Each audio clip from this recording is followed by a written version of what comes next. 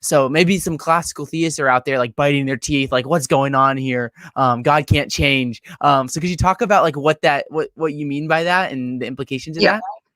Well, I think there are some respects in which God cannot change. For example, God cannot change completely into a frog. I mean, God can't do that.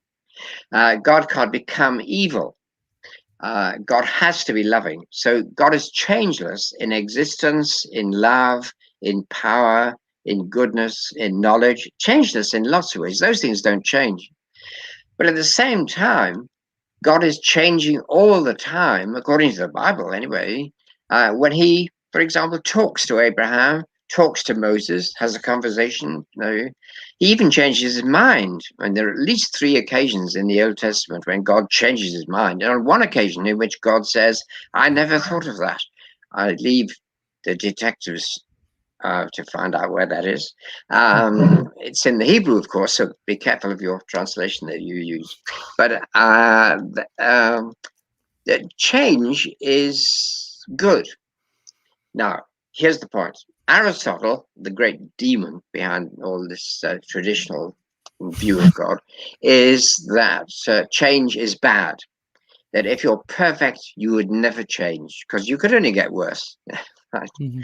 And I just think we don't think that anymore. We actually think change is good. Um, it's you're not becoming more perfect. It's just perfection consists in continual change. Right?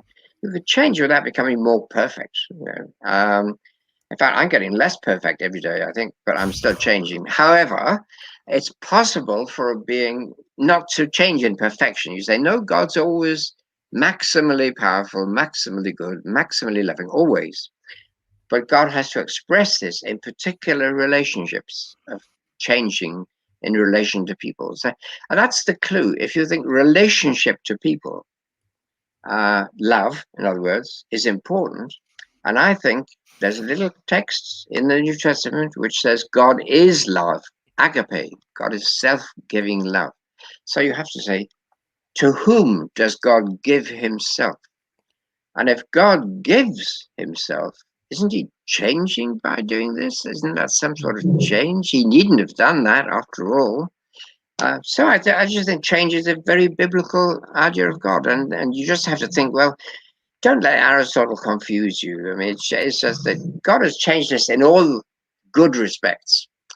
But actually, relationship is a respect in which entails that God must change in relation to the beings that God is communicating with.